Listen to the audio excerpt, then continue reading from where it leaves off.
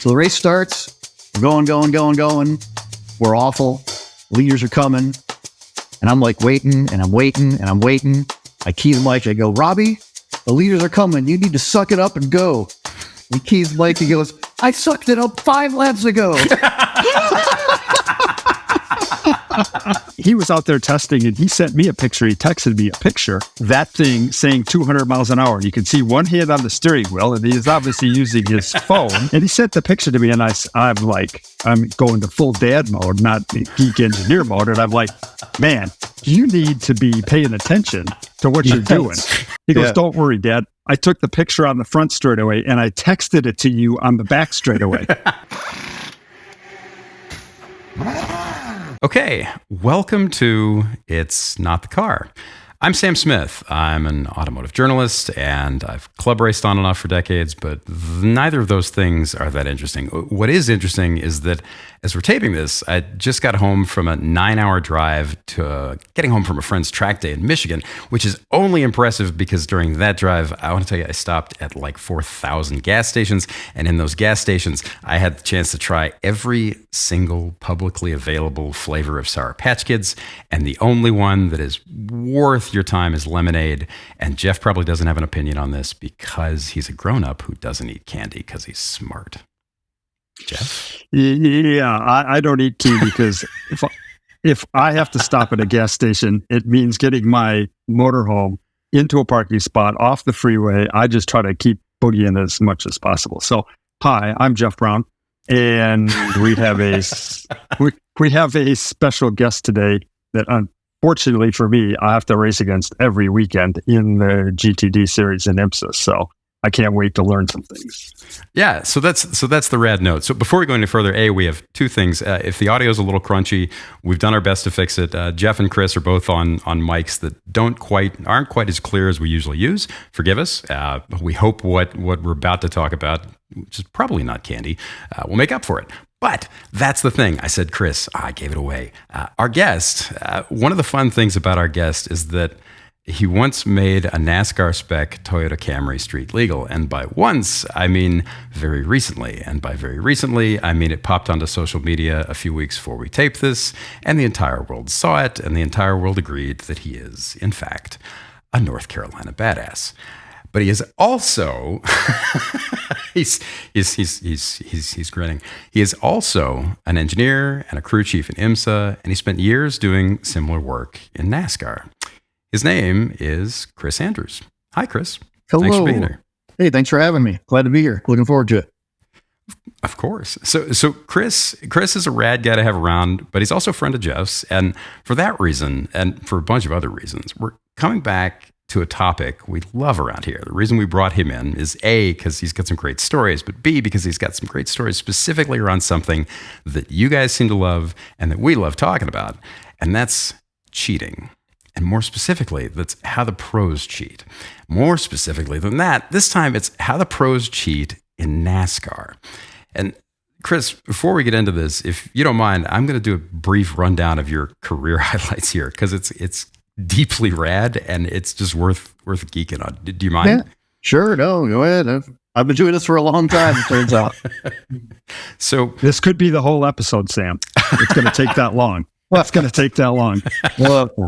So Chris is a friend of Jeff's, and that obviously is what's at the top of his resume, just like it's at the top of mine, because that's pretty much the best thing anybody can do in motorsport. But he also has a day job. Now, today, that job is in pro sports cars. He's one of the lead engineers for Vasser Sullivan, where he's worked for nearly 3 years, running Lexus RCF coupes in IMSA GTD. His team won the GTD Pro Championship last year. One of their cars came in second the year before. It's a cool program.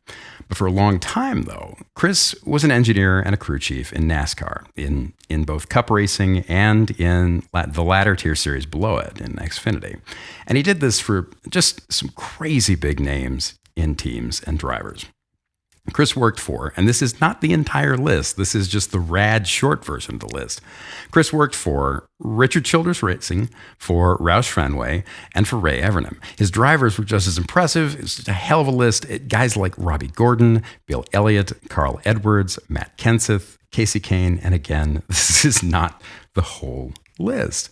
For all that, he got his start in Trans Am, working for Tom Gloy with guys like Boris Said, Dorsey Schroeder, and Ron Fellows. So did I miss anything, Chris? I know I missed a lot. That's 30. That's 30 in a couple of years in a nutshell, right there. So first things first, man. How do you know Jeff? When did you guys meet each other? Where did that come from? I met Jeff. My very first job out of college was for a company called Quantum Suspension Technology. We built dampers and damper dynos. And this was like really early on in the damper dyno world. And like I said, it was my first job out of college. And we were shipping parts and pieces to this address in Texas. Jeff Braun, Transact Race Engineering. Is it Ovalo, Texas? Is that? Yeah, Ovalo, Texas. Yeah. Boy, good memory. Good memory. We were shipping stuff there like 30 years ago, right? But I didn't know who you were, what you did or anything. It was just this guy in Texas that was ordering stuff, like parts to put in other things and drill holes in, And we would talk on the phone. I don't think there was email at the time. But yeah, we'd talk, and then we met at the racetrack. I think you might have been engineering Indy Lights cars when we met. Yep. And then after I left Quantum, I went to work at Tom Gloy Racing, who was one of our Quantum Suspension Technology customers, right? So I kind of went there as engineer and damper guy, and kind of kept up with Jeff as he was doing things. We were both friends with Paul Haney, who were the Inside Racing Technology with Jeff. And I helped with a couple of chapters in that, the damper one and stuff. I didn't get my name on the cover, but I got a little mention in the preface. My only text claim to fame, print claim to fame. And then my favorite story, I don't know if I've ever even told Jeff this, but when I was engineering manager at Roush Fenway, 2007 or 8-ish, Jack called me in my office. I answered the phone. I was like, "Hey, Jack, what's up?" He was like, "Hey, you got a minute?" I was like, "Well, yeah." He said, "I want you to come up to my office. I want you to meet the new hot shoe development driver we're signing up." And I was like, "Yeah, coming right up." Like my phone, walk down around the corner to Jack's office, open up the door, and I'm like, "Jeff, Colin, what are you guys doing here?" And Jack's like, you know these guys?" I was like, "Yeah, I know these guys." And that was the beginning of Colin's time there. Spent a couple of years with him racing and as a development driver, we did a lot of R&D testing together. Right. And then years later, I wrapped up my NASCAR stuff and here I am racing against Jeff every weekend in GTD. It's a small racing world. Small world. Chris would call me during his NASCAR thing when they do like 40 races a year or 35, whatever. I'm not exaggerating. A lot. He's like, he's like, "Hey, are there any openings in this sports car thing? That sounds like 10 races sounds like way better. Is there any way you can get me in on that deal?" And I'm like, "Yeah, maybe, and obviously he had the talent and the skills to make that switch whenever he wanted. But that NASCAR thing was brutal. So I thought I was happy to get into sports car racing. I was running prototypes and now we're racing against each other. So maybe I shouldn't have been so accommodating." For those who don't know, the Colin is obviously Jeff's son, who's a sports car driver, currently at IMSA and prototypes. But and Jack Roush is Jack Roush, a legend who's been a part of the sport in 1,000 ways for almost 1,000 years. I gotta ask. So, what does Roush's office look like? Like, because I picture it just being like a row. Like, there's a desk, and then behind it is a shelf with like 400 of those hats he wears. It's like a hat for Monday, a hat for Tuesday, a hat for Thursday, and then like P51 parts everywhere else. Like, Jack had the corner office up in the front Formula building, right behind the receptionist desk, and it was literally just like everyone else's office. It was a plain office, wood desk, wood credenza. But he had so many other businesses, Roush Industries and all the other things he's involved in. He would be at the race team on Tuesday for all of our management meetings. And then he would fly off Tuesday night. He'd be running all of his other businesses Wednesday, Thursday. And then we'd see him at the racetrack Friday, Saturday, Sunday. He'd fly on Sunday night. He'd be Jack had offices everywhere, right? So this particular one at the race team, it was It was not as spectacular as you might imagine. See, that's the thing. See, I love this. You're an engineer, so you gave me the truth. And what I would do if I was in that position is if I had been in Jack Roush's office and people asked me what it was like, I'd be like, oh man, you have no idea. Like there's this ziggurat, it's a big pyramid, and on the top is a P-51, and you got to climb up onto the wing. And if you piss him off, he pushes you off and you fall down. Like the man sits in a P-51 and he's king. So that's an interesting like jumping off point, right? Because you were a part of stock car racing, and at the time everybody knew it was kind of a weird era, but the further we get from it, the more special it seems. It just bonkers different. So from around 1999 on, for the next, let's say 10 or so years, that was when the spend in the series got crazy. The engines were even crazier. The TV and in-person audiences were peaking. Sponsor spend was at a high. And there was the sense that things generally couldn't go on forever. But, in racing, when that happens, it's not like anybody lets off the throttle, right? The whole industry was just like running bonkers fast. What did that whole era feel like? And just as important, like how did you kind of transition into it? How did that work? It was awesome.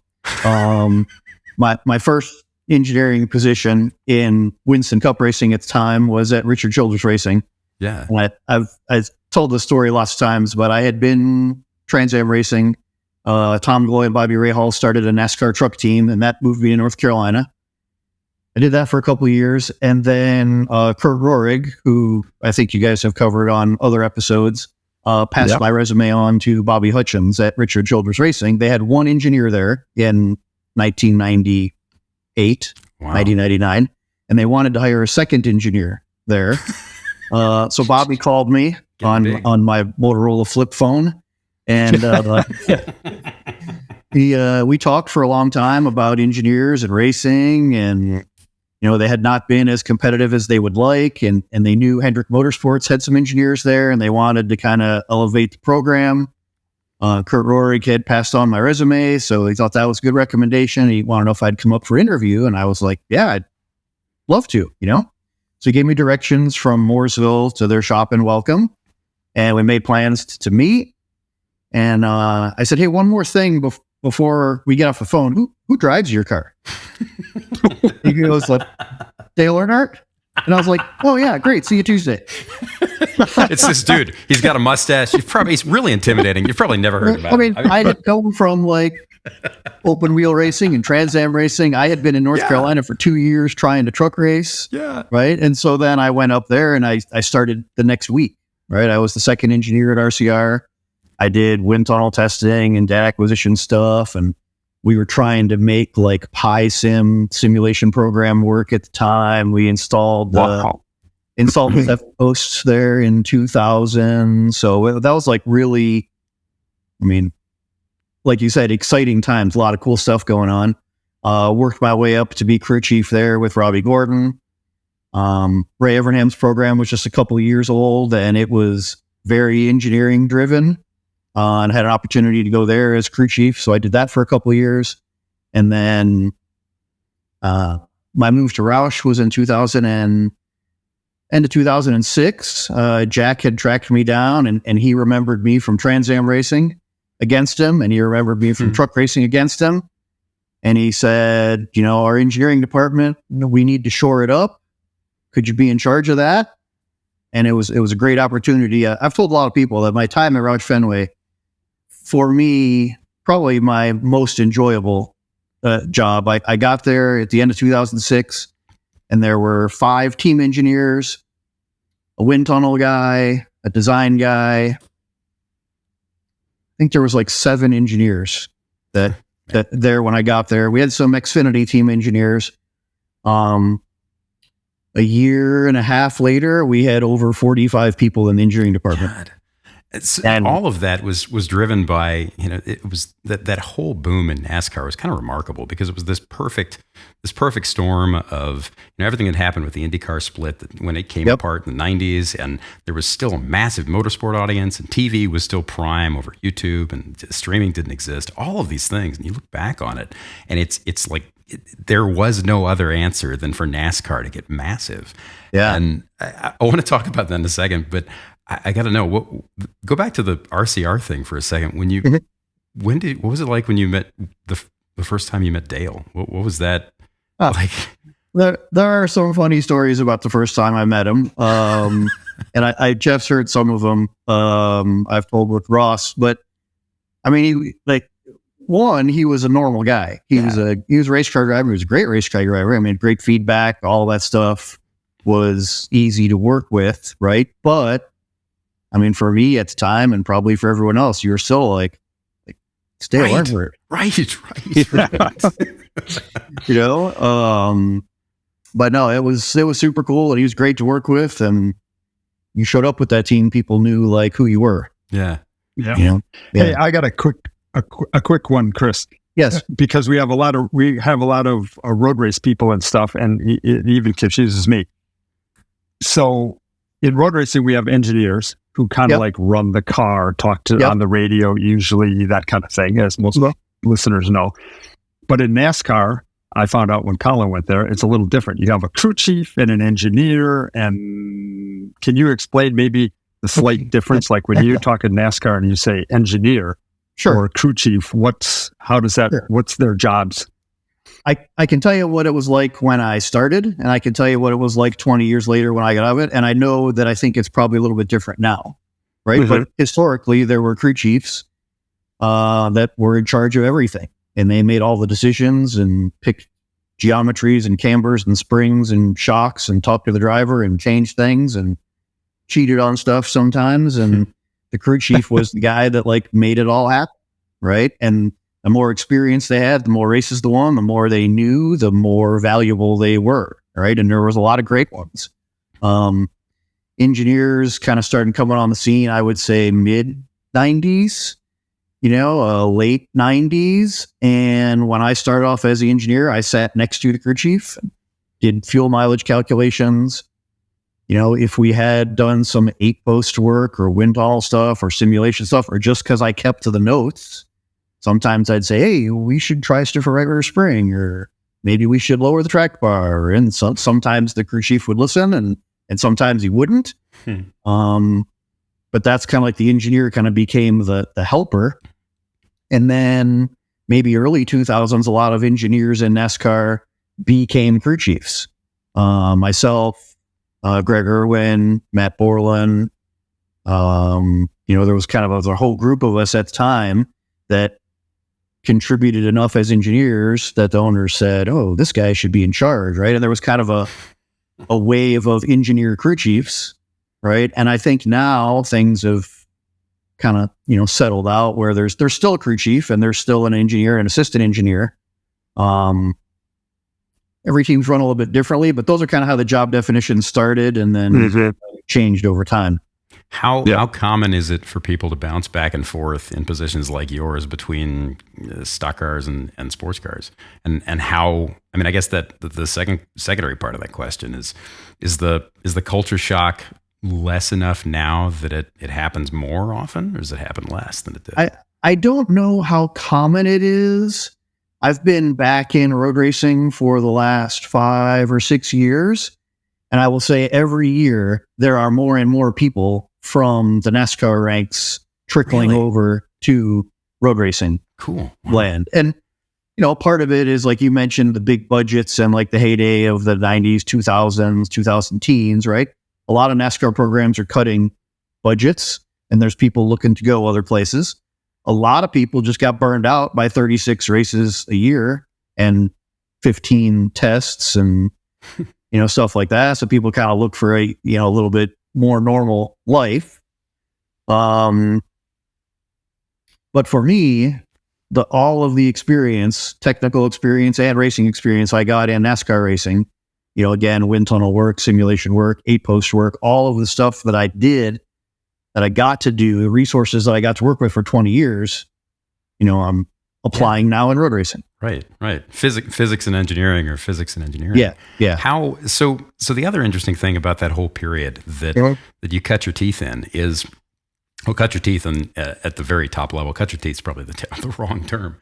But that whole period, the way that, not just the way that the sport looked at its audience, the sport looked at marketing, the sport looked at everything that kind of made up the business machine of NASCAR, but the way that the sport looked at technology and how it was applied, right? To the point where, 10 years before that, half of the speed secrets, the cheats, anything that happened that made one team or one driver better than the other, the gains were massive.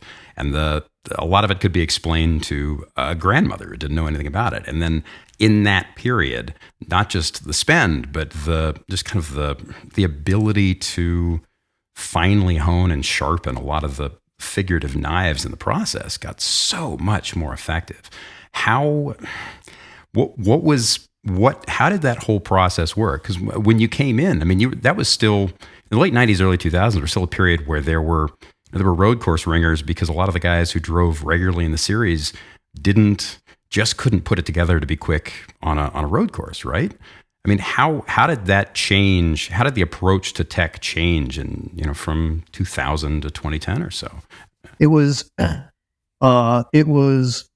new at first, and then it was embraced. Right. And then it was required, and then it was expensive. Right.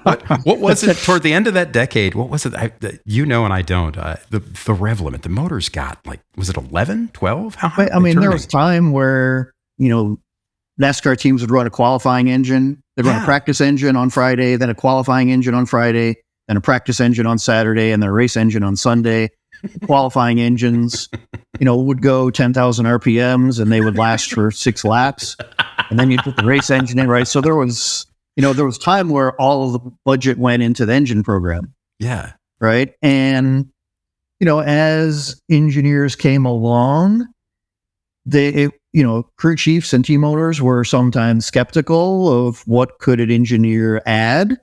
Right. And then when people started to figure out, what you could do or what you could build or how you could accomplish things, then everyone wanted engineers and more engineers. When I was at Roush, Ford made a simulation program available to us that had been around for a few years. Nobody had really made much use of it, but they assigned some personnel to it.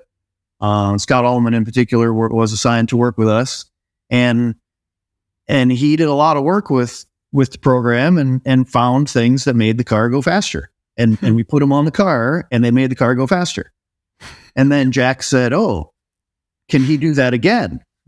Well, but he needs help, right? So we hired someone to work with him, and they could work on every 4th or 5th race, but it made results. And then Jack and the driver said, "Can they do more of that?" And we hired another, and we ended up at one point we had 8 people in our simulation department working on every race of the year, starting 6 weeks in advance. God. Right. And it was, nobody ever said anything to me about the budget. We were just hammer down full speed ahead. And we won a lot of races there, 2000 and to 2007, 2008. That was good. And for the engineers, it was like, yay, it's working. and they wanted more of it. And you had all the toys, right? Everything you wanted. Yeah. That was pre-driver in the loop days, right? Just on that was before driver in the loop days. Yeah. Because I remember hearing this. Now everybody's got that. Yeah. And I was hearing stories, and you could probably back this up or not, that Jack was a little suspect of the driver in the loop thing, and he was like, I don't know, and he was kind of late to that whole thing. That was a pretty heated meeting that day that you heard of, but yeah, the simulation program was going well. Ride model simulation to solve for best dampers and bump stops, and lap time simulation to solve for fastest setups. And yeah, one of the engineers in one of the meetings at the time said, what we really need is to build a simulator that a driver can sit in and drive and actuate all of these models. Now, Jack being aviation guy, he knew all about flight simulators. Oh, of course. Okay? Yeah, that's Oh, he weird. said- You'd think he'd be all over that. That Yeah. is the most ridiculous thing I've ever heard, and we are not. That would cost millions. We are not doing that, right? And like 20 years later, everyone's Right. Wow. That's one of the fun things about stock car racing at the top level, right? Is that people who don't know anything about it tend to think that the job that you did is mostly like it's the version of whatever's in Days of Thunder, right? It's like throwing wrenches at people and, you know, kicking pushrod V8s around a barn and like muttering into a headset on a wall while, I don't know, everybody crashes on purpose. But if you know anything about it, like, I mean, it is some of that, but also there's everything you were just talking about. A friend of mine who's driven a bit in Cup and Xfinity put it in a great way. He said, you know, there's just as much tech in stock car racing, and has been for a long time at the top level, as in any other form of racing, you know, short of F1, in some ways up to and including F1. You'd never guess, because it's a lot quieter. And that leads into the thing that we brought you here to talk about, 25 minutes in, we brought you here to talk about, which is how that paddock sees the rules and how cars are developed. And as in any other series, it's an interplay, right? It's a give and take. There's back and forth, constant process of push and pull and spend and learn and fail. So how does that whole, what's the mentality like in a Cup paddock, in a Cup garage, versus, say, how it works in sports cars? I mean, I'm assuming it can't be that different, right? Well, again, I mean, I could tell you what it was like when I was there, and Sure. I know it's changed since I've gone. But one thing, you know, and I know people that are Trans Am racing today, like I did 30 years ago. I have good friends that are still NASCAR racing. I'm IMSA racing. One thing that I've definitely seen in my time is all of the sanctioning bodies have gotten more educated or smarter with the rules and the rule sets, and clearly calling out what you can do or what you cannot do, right? And homologating cars so that you can't change things on them, Yeah. right? But in the late 90s, early 2000s, even early 2000 teens, there were so few of rules that, I mean, you talk about working in the gray areas, like 75% of the car was a gray area Right. until somebody did something, and then everyone else figured out what they were doing, and then NASCAR figured out we don't want you to do that anymore, and then there became a rule about it, and then everyone would like migrate to another gray area, and then another one, and now the NASCAR, the car they race now is mostly homologated, very similar to an IMSA GT car, and the friends I've talked to there now say you can't really change anything on them. You buy them and you race them, right? So it was, I mean, I know that it was even more wide open before my time, but when I was there, it felt pretty wide open. Well, the funny thing too is that, like, you know, that process, the fact that the cars are nearly fully or fully homologated now, and were for so long hand built.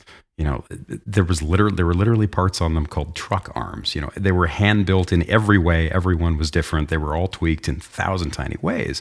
But that change it's ultimately probably better for the sport. But it's hard to not look at it and go, but I miss the old thing, the way that it worked. Yeah. So much of what was possible, right? It's kind of that, what you're talking about, Chris, is what we've talked about in our past cheating episodes about. That's the type 1 cheating, where it's a gray area. You really have a good defense. You're going to do something, but you have a good defense. You can read the rule book and you go, yeah, it's not explicitly illegal. We're not type 3 cheating, where it's just like definitely illegal, and if you get caught, you know it and you're screwed. It's you have a defense for it, and there's a gray area, and you can actually argue that what you're doing is not illegal by the rule book, and show them the rule book. And, you know, I know we want to get into, I want to hear it already. I want to hear, pick one of those. I think you were talking about the offset rear end housings or something like that, but pick one of those and let us know whatever your favorite one is, how that came about. That is one of my favorite stories, because it's a technical story, and it's also like an engineering management story, kind of a personnel story, how programs run story, all combined. But I think 2007, we started racing the first NASCAR Car of Tomorrow, right? And Roush had won lots of races with their 1.5-mile program intermediate cars before that. Car of Tomorrow came. All of the programs kind of hustled and struggled to get COT cars built into the track, right? And all of our drivers right away talked about how much more understeer they have, how they can't arc the car into the corner like the old cars. They didn't turn as good as the old intermediate cars, couldn't peel the bottom of the middle of the corner. And so that's what we were working on. And we were working on suspension geometry and dampers and this and that. Voyen, another really smart guy that I've worked with in my career, was in charge of their program at Roush at the time. And he pointed out that the COT car had a much tighter yaw moment than the old intermediate cars. Everyone kind of has an idea how downforce works, how drag works, right? But the air going around the side of the cars makes a restoring moment. Like if you look at the top of the car, it has kind of a wing profile. And that car wants to go straight, and it's stable going straight, right? And the old intermediate cars, they had a pretty low yaw moment, so when the driver turned them, they would rotate into the corner. Well, the COT car was supposed to be a more comfortable car to drive, and a car that more drivers could drive, so it was very, very... And so Voyen said, a way we can make this freer would be to steer both rear tires to the right, and basically yaw the body so the car was kind of like crabbing down the straightaway. And Voyen mentioned it early in 2007. And we had some crew chiefs there that were like, well, that's dumb. Like, we're not doing that. We've never done that. What was his role on the team at the time? Voyen's role was the aerodynamicist. I mean, he ran the whole wind tunnel program, and so wait, why did they react to him? Why did they listen to the aerodynamicist and go no? Further into the story, I said the same thing.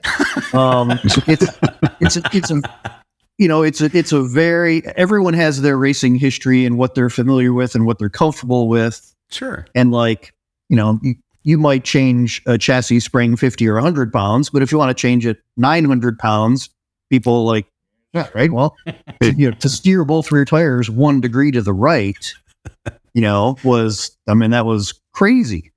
And let me interrupt you for 1 second. So I ran cars at the Speedway for the 500 open wheel cars, and we did that all the time. Yes, we would run toe out on the right rear and toe in on the left rear. Yes. And if we wanted to free the car up more, we would just do more of that. Yes. So it was back in that era. It was common in a single seater. Yes. Huh. And we knew that. Okay. So every management meeting every week, to Voyen's credit, he brought this up, and we should be doing this. And guys were like, we heard you last week, and no one else is doing that, so we're not going to do that. Right. So we did have a rear end housing built that way, and it was on our R&D test list of things to test. And one of my roles at the time, I ran the test team. I traveled Monday and Tuesday to track tests all over the country, and we always had setup items to test, damper items to test, engine department items to test, new drivers to run at racetracks, etc. We had a healthy test program that year. And we carried this rear end housing with us in the test trailer all year. And every R&D test, right, to Voyen's credit again, every R&D test, he'd stand right next to me and be like, hey, we need to try that rear end housing. And I was like, yeah, we'll get to it. We'll do this damper thing. We'll run these headers for Doug Yates. And the transmission guys want to do this. And we're out of time. We'll do it at the next test. Right. and it went on most of the year. And then we were... And I've joked about this. Voyen and I are good friends. We talk about it still to this day. We were at Nashville, this big speedway at Nashville, testing with Carl Edwards. And we had gone through our damper list, our engine test list, our geometry test list, aero stuff. And it was 3:00. And Voyen was like, we got that rear end housing. And honestly, I was like, let's let's get it over with because I'm tired of hearing about it. Like, put the rear end housing in, and then we'll call the pilots. We'll get on the plane. We'll go home. Right. So the guys changed. They're like, oh, we're going to change the rear end housing at 3:00. And I was like, let's do it. So we put the rear end housing in. Carl gets in, does the out lap, goes around, peels around the bottom of one. He's coming off of turn 2 down the back straight, and he keys the mic and he says, "This is what we need every week." And I'm like, his first lap is like a tenth and a half faster than we've gone all day, and like, and I know, Voyan was probably like, well, of course it was. Since I've been telling you this all year, and, Carl ran a few laps. He came and was like, can we do more of that? and I was like, oh man, I've been sitting on this for 4 months, Well, we got back to the shop and wrote the test report. Everyone raved about it. And like 2 weeks later, we had them in all of our cars at the racetrack. And it like just snowballed from there. Then other teams figured out what we were doing. Other teams started doing it. Other teams started to do more. Right. And then eventually there was a rule. But and why was there a rule? What was because so there was no rule against what you were doing, but then nothing. NASCAR. No. So you weren't even gray areaing a rule. You're just inventing something new that NASCAR decided they didn't like. And why didn't they like it? I know it looked weird. You'd see the cars crab down the front straightaway. One of the big criticisms was that it looked weird on TV. Wait, really? Okay. Yeah. Some other drivers didn't really like driving it. Really? Yeah. Right. And some other team owners might not have wanted to spend the money to pursue it. What was it? The guys who didn't like it, what was it about it that they didn't like? Just that the car felt too free? That it turned too easily? Like, yeah. Yeah. The look on your face is pretty great. Yeah. So how much, I mean, just for context here, very little work is involved in getting a rear end housing to basically tow that direction, right? It's just angles and how you build the thing and weld it, right? Well, the rear end housings are a solid steel, like a 9-inch solid X, right? So it's a big weldment. Yeah. There's a lot of machining of parts and fixturing to do that. And then you have to make the spline of the axle where it goes into the drive plate that's been straight for 100 years. Right now it has to live at a degree and a half. But in terms of some work on like lubrication and stuff like that, and like it was not easy, but in the end, it wasn't difficult either. Right. It wasn't a big tech leap where you had to, reinvent the figurative wheel, right? No. So We just had to do what Voyan was telling us to do all year. So you didn't just put the axle in like with a shorter control arm or truck arm on the left side and a log on the right. You actually towed the wheels. So the axle was still straight, but you actually towed out the right rear and in the left rear. Yes. Got it. Yes. Got it. This is going to reveal my ignorance. How did the spline thing get solved? Just how does it work? Humor me. The splines were kind of like a ball. The end of the axle had kind of like a ball spline on it. So it had a radius to it. Oh, okay. Yeah. Kind of had to open up tolerances and use some kind of exotic lubricants to like aerospace type stuff to, not just like, you didn't just pack it with Mobil 1 grease and ship it. There was special stuff and it lived and it went fast, and it was that was like a kind of a gray area merging thing that, and the way the NASCAR garage works, like people figure out what other people are doing fast. Well, you're parked right next to the other guy, right? That's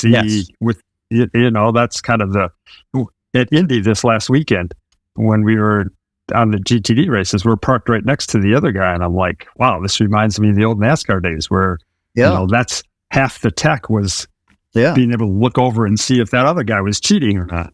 That was one of the ways they police things, was put everyone close together and nobody's allowed to put a cover on anything. And it becomes self-policing. Yeah. So we were emailing back and forth before the show, and you listed off a handful of things I thought was really cool you listed off a handful of stories that we could talk about. And one of the things that I thought was cool about it was you categorized them, and that the yawed rear end housing fit into the type of cheating that happens by what you labeled by smart people. And meaning there were other categories like cheating that happens by accident, cheating that happens by brute force, cheating that happens by studying others. Like can you give an example of development and cheating by accident? Yeah. And And you're right. These are areas for which there were not rules, right? that rules came later for, right? Right. But not rules yet. Yeah. Right.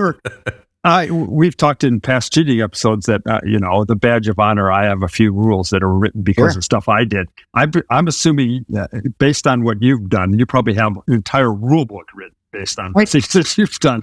I have worked with a lot of really smart people and a lot of really good organizations, and I've been parts of a lot of those things. I don't know that one has specifically my name on it, but I've certainly had my hands in some. Yes. So all right. So by accident. A development by accident. When I was at RCR, still the engineer trying to figure out how to make race cars go faster, we had installed the 8-post machine. We were working on damper things, right? And everybody wanted to control their front ride height, keep the valence as low to the racetrack as possible to be sealed off, make as much downforce as you can. And we were working on stuff for Atlanta near the end of 2003, maybe. And I was working with Greg Irwin, a good friend of mine, engineer, also became crew chief. And we were the engineers working on the 8-post, and we were like putting more rebound in the front shocks and holding the valence down. Like, oh, how much can we do that, right? And in Atlanta, at the time, you would run like a 450 spring in the left front and like a 1,600 pound per inch spring in the right front, right? And if you went down to 1,400, the valence would ride lower, right? And at 1,200, it would ride lower, and 1,000, it would ride lower. And you're like, oh, I don't know if the driver can even drive it with a 1,000-pound spring. Let's try a 800. Let's try a 600, right? And then we put like a 500 in there, and the valence like went right down, and it stayed sealed to the ground. It didn't move at all. Like, wow, zero, like perfect. And we were like, wow, look at that. Well, no driver is going to drive around Atlanta with a 500-pound spring in the right front, right? And a bunch of other metrics don't look like they would work, and it was an accident. Like we just softened, and eventually we got to where it just smashed the spring solid flat, and the spring was coil bound.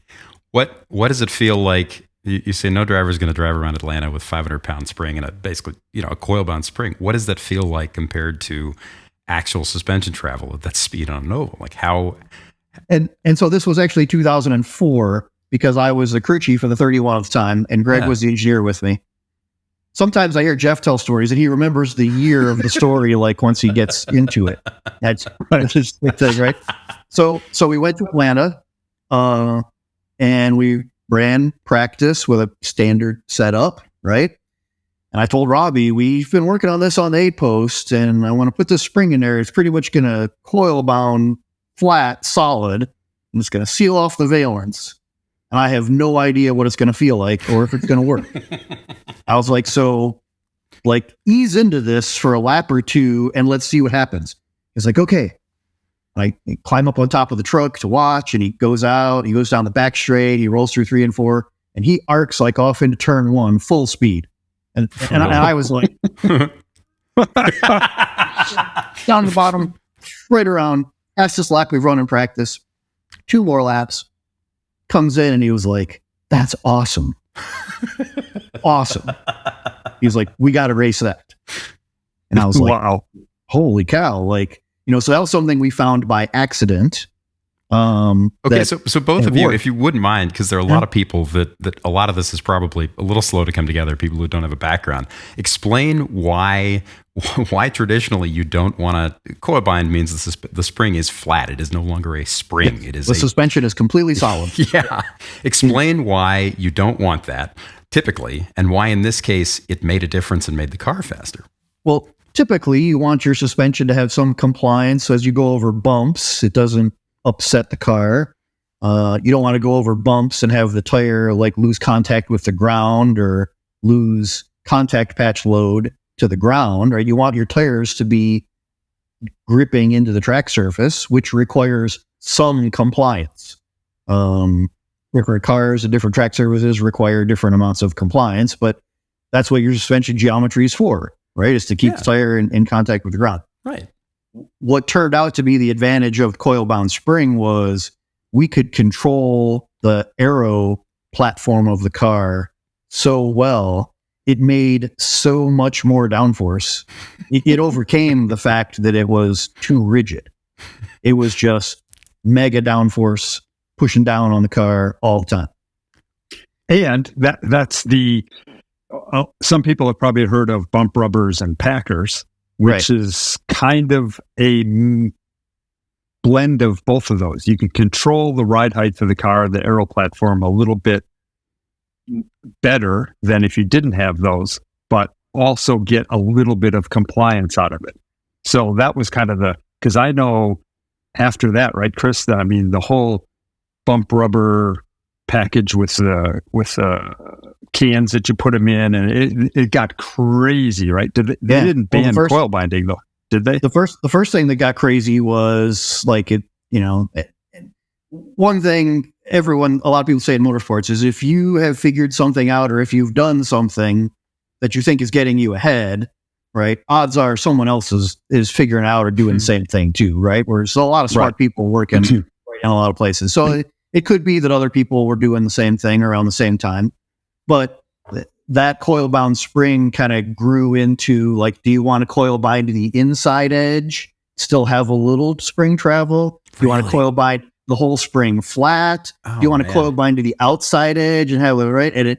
And we ended up with all kinds of different springs and spring inserts and spring spacers, and all of them made a difference, right? And then when NASCAR shifted to the COT car, NASCAR and the team owners said, coil bound spring thing is dumb. Just let us put bump rubbers on the shaft like the Indy cars do, and we'll put bump rubbers in there. We'll put little spacers in there. It'll be way easier and way cheaper, right? And that's kind of where the coil bound spring went away. What was the difference between, you talked about, binding on one end versus binding on one side of the spring versus the other? What did that lead to in how the car behaved, what the driver felt, or even just what happened to the aero platform? How did that change things? Different amounts of aero platform control and different amounts of grip, different amounts of, it was kind of like, how much suspension travel did you want to limit? How stiff were you willing to be? How much aero control did you need? Right? And how comfortable could you make it for the driver to drive that way? But a year later, when I went to work at Evernham Motorsports, one of our very first meetings there, every year there's people from new programs, you kind of come together at new places, you work with new people. And, they were telling me about stuff that they had done. And I was like, well, here's something that we did this past year. Right. And there were a couple of guys in the room, they looked at me like, well, that won't work. I was like, oh, it works. I just did it. And, and it works. And that's, and then we worked, kind of continued that work there with guys, smart guys there too. You just continue the process. Was that the kind of thing where some drivers took to it really quickly and others didn't? Oh, yes, absolutely. What did that look like? How did that work? It was cool because my first year there, I ran like R&D team program. Okay. Yeah. And I did 6 cup races with Bill Elliott, right? Awesome. Who's a legend, right? And a super cool guy and a heck of a race car driver, right? But I told him we went to Texas to test, and I was like, here's what we're working on. Here's what I've done before. And he was like, really? Decades into his career, been fast for years, and you're doing what? Right. So I said, and if we get this worked out, then they're going to put it in Kasey's car. Kasey Kahne was driving the night car, right? And then they're going to try it. And we worked out. And Bill's like, it's not so bad. It's actually, that's pretty good. Yeah, I could do that. Yeah, Kasey needs to try this, right? And that kind of how that kind of kept going, there. Because the first sounds crazy. It's time. The first driver you mentioned, you said that was Robby Gordon? Yeah, Robby Gordon. Yeah, because Robby's totally the guy you can picture. Robby, stock car with no suspension, 200 miles an hour, whatever. Fine. He's Robby. He'll deal with it. Oh, he loved it. Yeah. The idea that everybody else would have moments coming to it. It's just pretty fun. And I wish someone had a picture of my face that first lap that he did. I can duplicate it. But I remember I was like, just be careful. Yeah. He was like, okay. And that he was not careful. Yeah, right. He was Robby. That's what he was. That's so, yeah. okay. So the other category, the next category down the line is development by brute force. Well, Yes. What do you got in brute force? Please tell me there were hammers. Please tell me there were probably hammers, but for us at the time, speedway cars, Daytona, Talladega cars, right? The limit to speed on those is drag and horsepower. Okay. And Jeff has mentioned some of this in one of the other episodes. You're just, how much horsepower can you make? How much drag can you reduce? Yeah. And in end of 2008, when Colin was with us at Roush Fenway, we would go to the Arizona Proving Grounds out in Lake Havasu. Ford had a 5-mile oval there. And we would take a test car out there, and we would send them out to do an outlap, 5-mile outlap, 5-mile timed lap, and then a coast down where you'd like pop it out of gear and coast for 2 miles. And you would time how long it would take to coast for 2 miles, and you could, back calculate drag from that. And in the brute force speedway car stuff we did out there, I looked this up earlier today. We did 3 4-day tests in November and December. So I was at Lake Havasu for 12 days plus the travel days, all that. Bonkers. We would do this outlap, timed lap, coast down. And then we would come in and change the radiator. Do it again. Change the radiator. Do it again. Change the radiator. Do it again. Change the oil cooler. Do it again. Change the oil cooler, right? And we would find like the best cooling package. And then the aero guys, like we would do it, and they would put like a little aluminum panel on the battery box underneath the car. Do it again. And then they would change the sway bar tube. Do it again. Move the sway bar tube up. Do it again. Move the engine cross member down. Do it again. Move the fuel cell up. Do it again, right? And we would do this for 2 days, and then we would make a list of things that showed promise, and we would do them again, to check it. Yeah. To prove And it. it was just... So I've been to a bunch of proving grounds. I haven't been to the Havasu one. I've been to Ford's, but most of the big ovals there they're meant for, they weren't originally built for high speed durability testing. They were built for just putting miles on cars, right? Sure. And so most of them are for people who haven't seen them, it's worth Googling them. You look at them and they look like a highway that starts to bank up in the corner. Yep. And some of them are more banked than others, but at the top, there's just usually like a piece of Armco. There's not much else. Armco, yeah. What did he, because Chrysler's, I want to say the max speed on it is like, I don't know. I mean, it's hell. We ran 195 miles an hour. So just over and over and over again. And Colin was happy to be there doing it. I got to tell a story about this, and Chris, you might not even know this, but he even sent a note about he wanted to go over 200 in the stock car. And you guys had a Pi data system dash for your testing, up kind of I like have the picture, in his view. Well, he was out there testing, and he sent me a picture. He texted me a picture of that thing saying 200 miles an hour. And you can see one hand on the steering wheel, and he is obviously using his phone to take a picture of out the car the 201 mile an hour, Colin said to me. And he sent the picture to me, and I'm like, I'm going to full dad mode, not geek engineer mode. And I'm like, man, you need to be paying attention to what you're doing, not taking a picture of that at 200 miles an hour. He goes, don't worry, Dad. I took the picture on the front straightaway and I texted it to you on the back straightaway. I'm like, holy smokes. See, I thought we were gonna have another Brown family moment where you're like, why didn't you send it to me at 201? Like, what, you couldn't do 202? What's wrong with you? I love that you went, Dad. He came back after that, and the guys were working on the car, making the next change, and like Colin was like walking around, and he was like talking to the crew guys and showing them, and they were like all kind of giggling and laughing, and I was watching. And I was like, what are you guys looking at? What do you got there? I was like, oh, check this out. And he showed me, and I was like, oh man, that's really cool, but also don't take your hands off the steering wheel anymore. Right. I'm responsible for all of this, and that would be really bad. That would be bad. So how much? But he told me, brute force ending to that story is, we did all those tests, and when we came home, we built all of our Roush Fenway Speedway cars, based on all those test results. And then we went to Daytona and tested. And super speedway racing is somewhat of a crapshoot. You're going to get wrecked at some point, right? But that year, Matt Kenseth won the Daytona 500 in our 17 car. And awesome. It had tons of stuff on that car that came from those tests. Now, he didn't win because of those tests, right? Lots of things have to happen, pit stops and strategy and miss the wrecks and all that. But that was development by brute force. So what do you, just ballpark, if you had to guess what those, you said there were how many 4-day tests?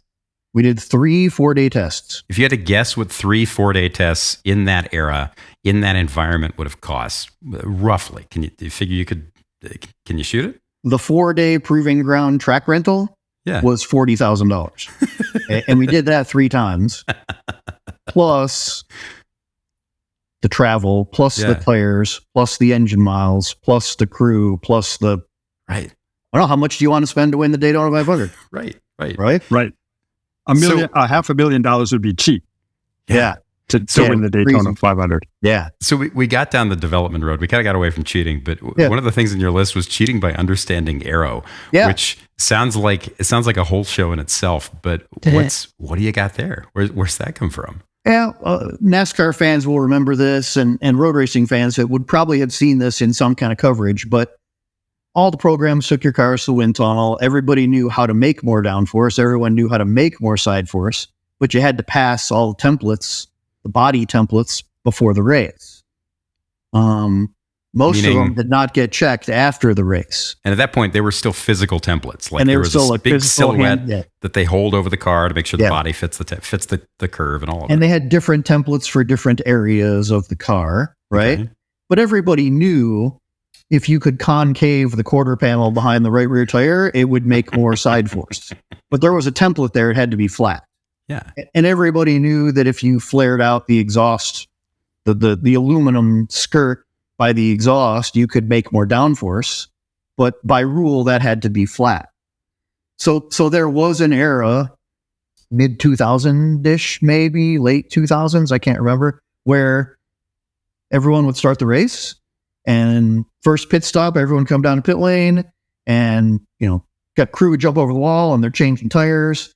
And the rear tire carrier would hip check the quarter panel to concave it. The tire changer would take the lug nuts off. He'd grab the tire and he would gouge the tire into the side skirt, pull the side skirt out for more side force. And then the tire hanger would hip check the quarter panel again. And then the front tire changer would pull on the front fender and then put the tire on. And after the first pit stop, all the cars had their exhaust skirt flared out, car panel caved in and everything. And it was because everyone knew it was better. Yeah. You just had to get to the first pit stop to do all that work, right? And then NASCAR caught on to that, and they made rules about what you can and can't do, and things have to maintain shape throughout the race, and extra braces that must go from here to here, right? But yeah, I mean that was what was that stuff worth? I mean, is it a whole mile an hour? What does it get you in both in speed and how the car works? I'm I don't know that I could quote you a lap time, sure. But you could add so much downforce and side force. I mean, guys pretty much just bided their time to get to the first pit stop, but do all the improvements, and then the race really started after that.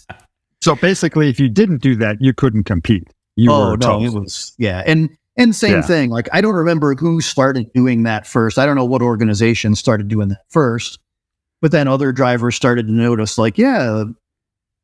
so and so's cars, their exhaust skirt is sticking way out by the end of the race, right? Or we watched our pit crew videos and we had cameras set up to scout crew members from other pit crews, guys we want to try to hire at the end of the year.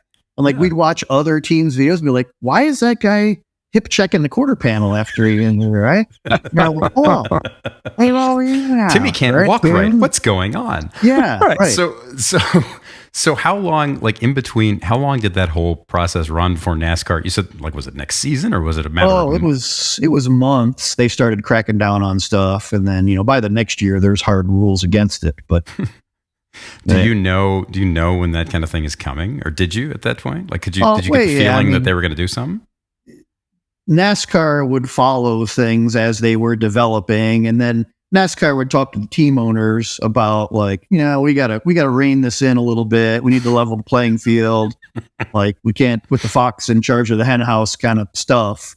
Right. But all of these examples, that we've talked about are things that you figure out, you find an advantage, you do it as long as you can. And then a rule comes, can't do it anymore. You got to find something else. Okay. So that's when Gary Nelson was charge of tech, right? Or was that? I think John Darby was in charge at the time. I think Gary Nelson was gone by then. Okay. But that mentality had already started with Gary. Like, Gary Nelson, one of the top crew chiefs of all time, who got hired by NASCAR to be the head of tech. So, like, the guy who knew how to cheat as good as anybody was now trying to find the cheater. Yeah, I get. You get the impression listening to these things that, and I always kind of imagine this, that probably has nothing to do with reality, but like that that guy is the dude in charge of watching the entire paddock. It kind of ended up looking at all of it like, I don't know, like a high school principal looks at all of his seniors. It like 1 month before graduation. It's like, guys, really? Can you just not? Right? Can we not do this now? Yeah. How we have time for one more of these things, and I think the obvious answer is one of your categories was flat out cheating, which is just screw it. This is illegal, and we're gonna do it. I'll tell you that, and then I'm gonna extend the episode to cheating to make a bad day less bad. Do it. Yeah. Okay. Flat out cheating. And the statute of limitations on all this is over, and everybody knows that this stuff went on now, right? But when I was at RCR, we had really good fabricators, and we had some super speedway car deck lids that were where the spoiler was bolted to the deck lid with Allen head bolts. This is not rocket science, right? And after the cars went through tech, the crew guys that were pushing the car would turn those bolts like a quarter turn, and the spoiler would drop down a quarter of an inch, and the car goes faster. Yeah. Okay? And different teams got away with different versions of that for years. It's not a huge secret at this point, right? Years later, I went to work somewhere, and my new boss asked me, you guys always had good super speedway cars. What did you work on to make your speedway cars so good? Like, well, we had this deck lid with these bolts, and we tried everything. He was like, no, you didn't do that. And and it worked. What?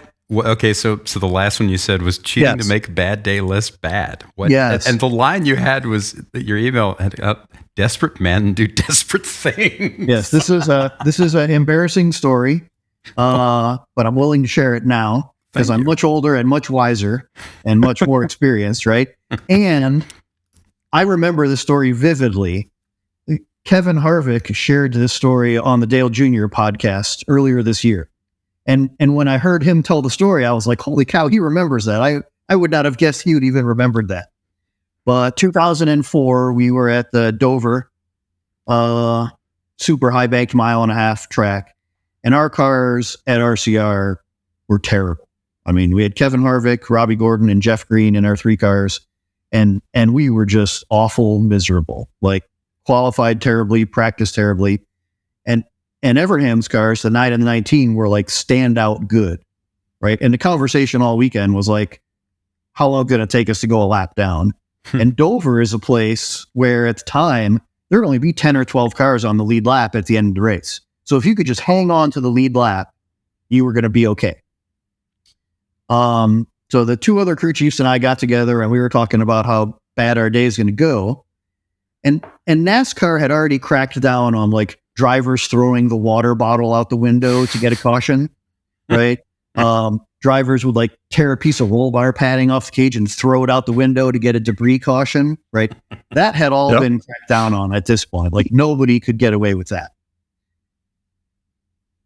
All right, I'll tell the rest of the story. So yeah, baby. Yeah, do it. We got to hear this now. Well, we did. The 3 of us, crew chiefs, we got this aluminum insulation kind of quilted stainless steel looking stuff that you'd go put between the exhaust and the driver's seat so they wouldn't put up, right? And we cut pieces of it and folded over everything. We got with our car chiefs. They safety wired up in the transmission tunnel. and we ran a piece of safety wire like up through the shifter boot. And we all agreed amongst the three of us, like whichever one of us was farthest back and getting ready to go a lap down, you're going to pull the safety wire. That thing's going to come flying out front of the car. And caution's going to come up. Oh, brilliant. He's awesome. Yeah, at the time, right? So we did this. And I told Robby about it. I think Todd Barrier might have been Harvick's crew chief at the time. Gil Martin might have been Jeff Green's crew chief at the time. I can't remember. But I told Robby, when the leader gets a straightaway back, I'm going to tell you, I'm going to key the mic. I'm going to tell you, Robby, you need to suck it up. The leader's coming. When I tell you that, you pull this out, right? Right. So the race starts. We're going. We're awful. Leaders are coming. And I'm like waiting. I key the mic. I go, Robby, the leaders are coming. You need to suck it up and go. He keys the mic. He goes, I sucked it up 5 laps ago. And sure enough, the caution comes out. We stayed on the lead lap. Like 30 laps later, the 30 car did. Right. And we stayed on a lead lap for a long time. We ended up going a lap down like we deserved, and we did not finish well like we deserved. Right. But that is my desperate men do desperate things story. Wow. That's great. And I think I do not condone that behavior in the year 2024. No, right. He's a much better person now, and he doesn't want any young children listening to be scarred. Unless, of course, you think it's cool. In which case, maybe sure, I'll tell you to go do it. Go do it. I've told a few people that story over the years, and I never really thought I would share it with that many people, right? But then when I heard Harvick tell it on the podcast, I was like, well, the story's out now. Right. It was 20 years ago. What could it possibly go wrong? Nothing at all. The black helicopters from ISC will show up at your house soon, but don't worry about that. So I could just picture Robby Gordon, pull the one thing, and then he's going to get lapped again. He's pulling on that thing like forever. Oh, no, there's only one of those in there, but he's like, there's got to be more. There's got to be more. We talked about if we should put more than one in there, but we thought we were pretty bold to just doing it once a piece times 3 goes. Yeah. That's a good one. I love it. So on the desperate note, much as I wish we weren't, we're out of time. That's our show. We want to thank Chris. Thank you for coming here and spending time with us today. If you're game, we'd love to do this again, man. This is fantastic. Thank you. When I got into racing, I like Tom Gloy, Bill Fringerlo ran the Trans Am team at the time, and those guys always had stories about the good old days and what they did, And I was like 20 and a couple of years old, and I was like, man, these guys are like the stories they have, they're great. Like I love hearing this stuff. And I told Jeff a while ago, maybe 5, 8, 10 years ago, I realized like I'm becoming one of the guys with a lot of stories from a long time ago. Yep. And hence this podcast. That's why we exist on this thing. Great. So and now there's an outlet for it. Right. That's why we got to have you back, When for everybody, when I talked to Chris about it, I said, hey, you want to come on and you want to talk about some of these things? And he sent me an email with 30 things. And then I saw him at Indy the other day after the race at Indy. And I said, hey, we'll see you Thursday to record the podcast. And we talked about it a little bit. And I said, we're going to talk about this and that. And he goes, yeah. I said, how long do you have? And I said, well, it lasts an hour. He goes, he's kind of silent, and he's like, an hour. All right. Yeah. Well, we may need to do 4 or 5 of these to really tell any good stories. So we should do my more. arm. Twist my arm. Well, dude, seriously, thank you again. We'll definitely do this again. It was great. Great to be on. I'm looking forward to seeing what everyone thinks. And we'll dig in the bag of stories and we'll do it again. Right. Good. Well, on that note, it is time to read us out. Jeff, should I read us out? Yeah, go ahead. I tried it once and I was terrible at it. So you do it, Sam. You guys did a good job. It was almost as entertaining as the time where I made you read quotes from Driven, the Sylvester Stallone movie. Oh, that was painful. It was so good. It was terrible. Okay, so It's Not the Car is written, produced, and squeaked through the rules by people who boogity, boogity, boogity. Those individuals are Ross Humpy Bentley, Jeff Hit the Pace Car Brown, and me, Sam Smith, a person who has no nickname in NASCAR, but who always does it for Dale. Mike Perlman is our producer, and if you ever meet him in person, you should call him Wonder Boy, even though he doesn't look a thing like Jeff Gordon. I'm the show's creator. If you like this episode and you'd like to support what we do here, check out patreon.com/notthecar and click Become a Member. We also have a merch store and show site at itsnotthecar.com. T-shirts and stickers we sell there are sassy and, I don't know, they'll totally get you laid. And if you believe the second part of that statement, then my sales patter, it ran real good today. If you're enjoying the show, please leave a review and share it with anyone you think might enjoy it. Your recommendations make a huge difference, and they really do help us keep It's Not the Car on the air. As always, thank you for listening. Have fun.